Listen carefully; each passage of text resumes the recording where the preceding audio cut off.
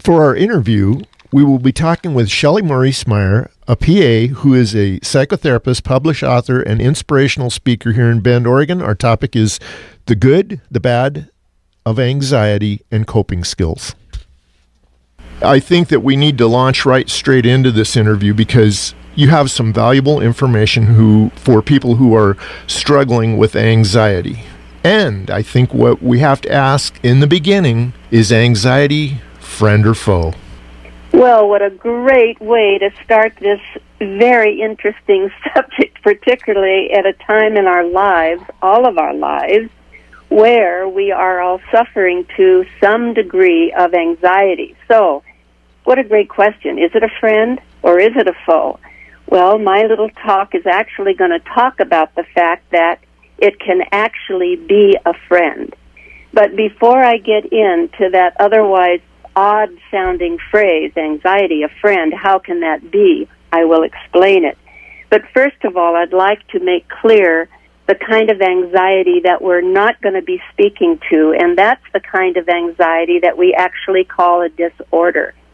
And that's the kind of anxiety that can start in early childhood with a social phobia where they don't like meeting people or being in a classroom, they're shy. For people who are uncomfortable at any age, just being interviewed or being on stage.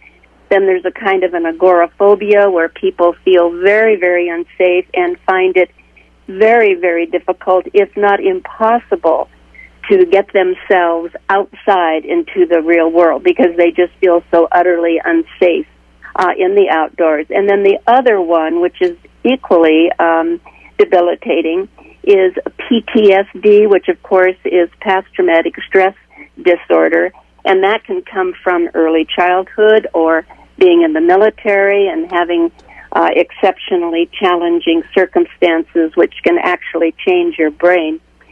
So with that in mind, we're going to leave the actual what we call anxiety disorder category and go into the kind of anxiety which most all of us are trying to endure and learning how to cope with through this pandemic. And we call that more of a situational anxiety. Because again, anxiety in and of itself, just as you were mentioning, Steve, this is your first time trying to get this program together, that's an appropriate thing that you would have anxiety. And the brain actually thanks you for that because it will go into gear to help you.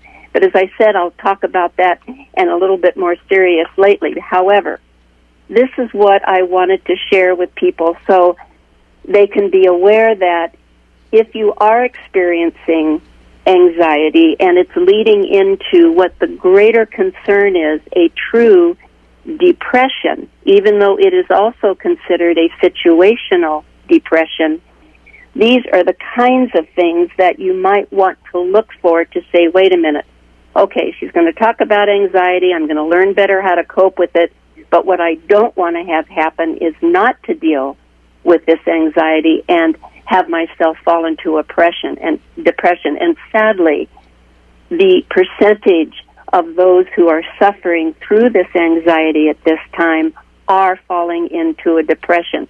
So how do we know if we're going from an anxiety to whatever our life circumstances are and how we feel helpless to more of a depression?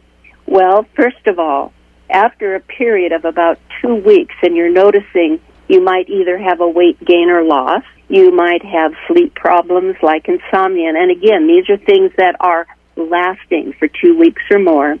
You might be waking up too early or sleeping too much. You could be recognizing that your self-esteem tank is getting lower and lower.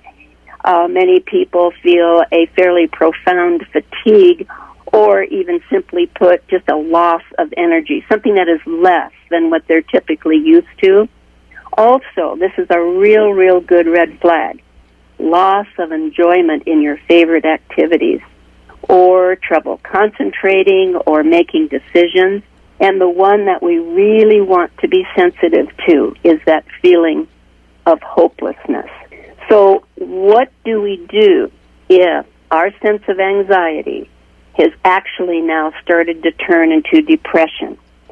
Well, the first step toward a treatment or an understanding of how you can help yourself is to recognize those symptoms. So you really want to ask yourself, okay, I might have these symptoms once or twice in the week or whatever, but if they are persistent and they go without change for at least 2 weeks, this is what we want to discuss very briefly. So number one, deciding for yourself, oh gosh, I wonder if my anxiety has now turned into a depression. We can't always tell. So it's really important to ask a friend or your spouse or a relative to give you an honest assessment of how they think you've been behaving, and are you showing any of those symptoms. And then the thing for you to do is to offer that same thing to others that you know may be suffering and going into a type of depression.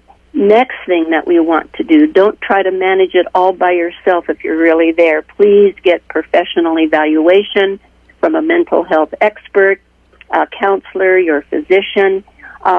Possibly you might need an antidepressant, because actually depression frequently comes from unresolved anxiety. That's my point today. What are some of the things that we can do to prevent this happening? And then I'll again go into why anxiety is actually our friend.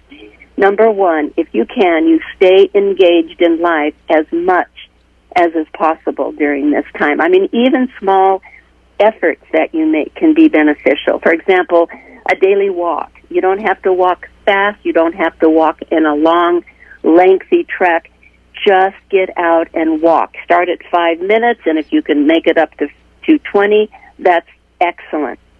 Also, use the current situation as an opportunity to engage in a new indoor activity that can challenge you and keep your brain active. You know, pick up a musical instrument, or if you used to play and you haven't, for myself, I sit down and play the piano just to amaze myself. I wouldn't play it for anybody else, but it relaxes me and it makes me feel good. Read a good book or do something that's physically challenged. Anything that you can do to try to keep some routine that actually helps your body feel better. So let's go into why I'm saying that anxiety is a friend. I'm going to be speaking from a scientific perspective, and we call that perspective neuroscience. And what it reveals is that gratitude chemically relieves anxiety and depression. And let me just go on. You know, sometimes it doesn't feel like our brain wants us to be happy, and we might even feel guilty or shameful. Well, why?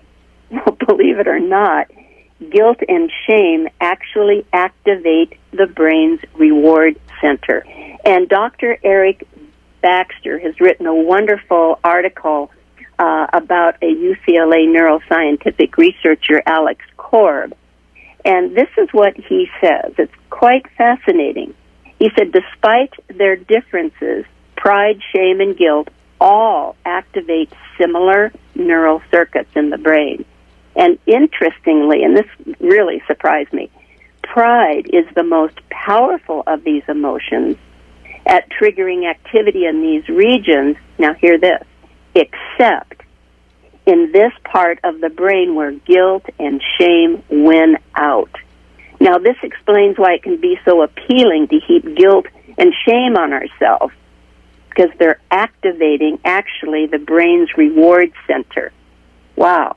How have we been created? What's good in that?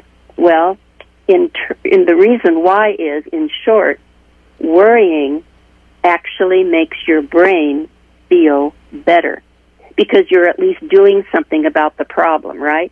Because he also says that worrying can help calm the limbic system by increasing activity. And this is big words, but it's right. We all have it in our brain. The medial prefrontal cortex, right behind the forehead, and decreasing activity in the amygdala. And that amygdala, further back of our brain, that's our fire alarm. As we think about it, what the heck then am I supposed to do? If this is supposed to be a good thing, why is it good? Okay, remember, it's just told you you have got something on your mind. You have a worry. What happens to most of us is that we don't know how to keep it there, work with it, and have it continue to be our friend. And we end up spiraling down into this incredible pit. What I'm going to tell you next offers 4 ways that if you choose to exercise them, you don't have to go down into that pit and continue to spiral down until the unresolved worry and anxiety can actually turn into a depression. So here it is. And it sounds like, well, this is too easy, this can't be right. But I just explained the neuroscience as to why it is correct. First of all, number 1, ask yourself this. What am I grateful for? Gratitude is awesome, but does it really affect your brain at the biological level? Absolutely it does. One powerful effect of gratitude is that it will actually boost the neurohormone serotonin. Everybody's heard about that wonderful neurohormone. Just trying to think of things that you're grateful for, that will force you to focus on the positive aspects of your life. And in doing so, this is the key, you will actually increase the production of serotonin. And that is, as we know, the feel-good hormone. We know that life can throw us some pretty hard punches. And sometimes it's nearly impossible for us to come up with anything that we feel grateful about. But this is what's interesting. You will raise your emotional quotient, which we call the EQ, or your emotional intelligence, by several points if you choose to cooperate just with that first element of these 4 steps. Because as you search for gratitude, that is actually what stimulates the serotonin, not what you're grateful for. I mean, I've had some of my patients say, I just can't even think of anything I'm grateful for, right? I just think of one thing. Just try to search for it. And when they practice that, voila, yes, they begin to start giving their brain a serotonin neurohormonal boost. Some people just try to say, I'm going to just suppress my emotions. That does not work to reduce anxiety. In fact, can even produce more of it. People who tried, and this was in a long, long study by Dr. Gross, and I found this in his research called Your Brain at Work, Strategies for Overcoming Distraction. People who tried to suppress a negative emotional experience all failed to do so. While they thought they looked fine outwardly, inwardly their limbic system, that's all connected to your immune system, was just as aroused as with suppression, and in some cases even more aroused, trying not to feel something that doesn't work, and in some cases it will actually backfire. But if you actually label, okay, I'm going to label something, I'm going to say it's gratitude, bottom line is you will have an opportunity to move forward. And that's really what we're trying to help people do. So what do we want to do then for the second one? You want to definitely look for gratitude, number 1. That already will set the brain into motion. The second step is now you want to label the negative feeling that you're probably feeling. And you're going to say, okay, am I anxious, frustrated, sad, angry? What is it? Okay. Believe it or not, it is that simple to find some degree of relief. And does that sound unbelievable to you? Again, Korb's research states, in one MRI study, he was able to view pictures of people with emotional facial expressions, and he was actually able to then determine through this MRI what happens when we label our feelings or when we see pictures of our feelings. So if you try to suppress the negative emotion, you are going to end up having it backfire. And that's the kind of thing that we are trying to avoid. And I think what happens to many of us who are trying to, I can deal with this, I'm just going to ignore it, I just have to move on, don't do it. Number 1, what are you grateful for? Number 2, label it. Just those 2 things that take less than a minute will start you on your way of reteaching your brain how it is the rest of your body wants to feel. So what's number 3? You simply make that decision. I mean, have you ever struggled over a decision that after finally coming to a conclusion, you felt some peace?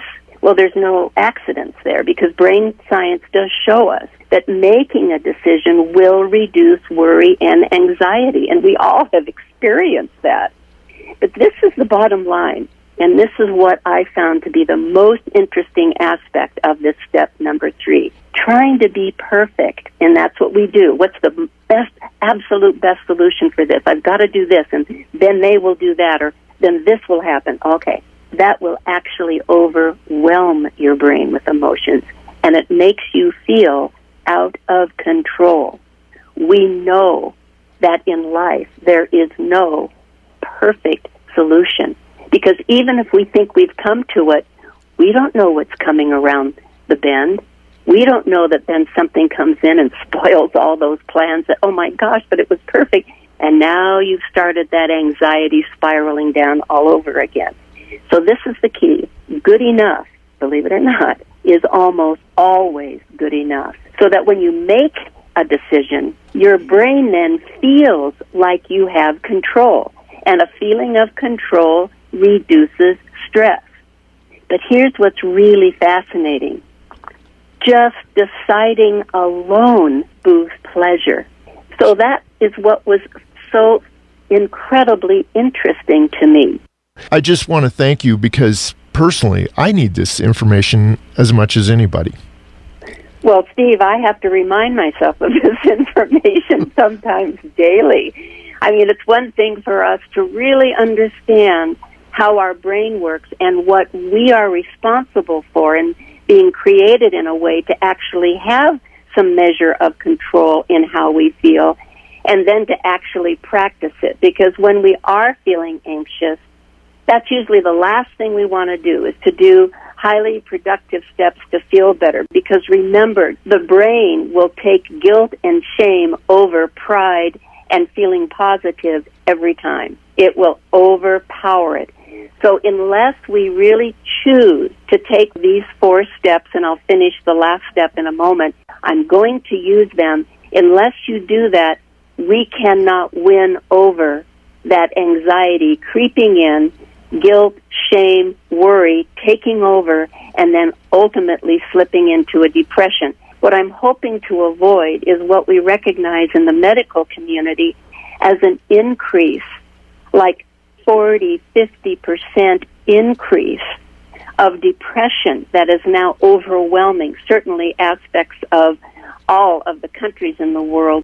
And because of being cloistered, or at least having some restrictions on getting around, many people are not seeking help. This is why the telecommunication world in our medicine that we're trying to do via telecommunication is essential. I really want to encourage people, get help. Again, reach out to a family friend, or to your spouse, or to a sibling, to a parent, and say, look, how would you rate? Do I seem to be depressed on you? And then you can repeat, am I not sleeping well? Am I not eating well? Am I eating too much? All those little signs and symptoms, because as you begin to understand and become a better self-analyzer, as it were, then you can take better grouping over your own responsibilities of how you can feel better. And I just want to review that trying to be perfect will overwhelm us. Because I can agree that, making certain decisions can be extremely challenging, and particularly in these times. So what kind of decisions should we make? Neuroscience has the answer. Just make a good enough decision. Choose not to hold out for what you believe is going to be the 100% best possible decision. Because perfectionism will create more stress in you. So, but there is one other thing. What is the last thing that we want to do? And that is, number 4, touching people. Hugging or even shaking their hand or patting them on the back. Okay, so now we have to really look at, are we causing other people a potential infection, or are these people possibly causing this? You can still wear your mask. You can still pat someone on the back. You can still even give someone a hug if you know that that person that you're with has also been taking precautions. Again, it all has to do with brain hormones. And this hormone is called oxytocin, because when we touch or we're being touched, that same hormone is activated. I mean, when we fall in love, when we look into a baby's eyes, or when the baby looks at a mama or at their papa or at a relative, or how even cats and dogs might look into our eyes and we feel that wonderful connection. That's that neurohormone oxytocin doing its wonderful, incredible job. But we just don't realize how important touch really is. Oxytocin and touch. I'm a junkie. Right? You've been listening to a KPOV Critical Conversation. To hear more engaging interviews on important topics, please visit kpov.org/critical-conversations.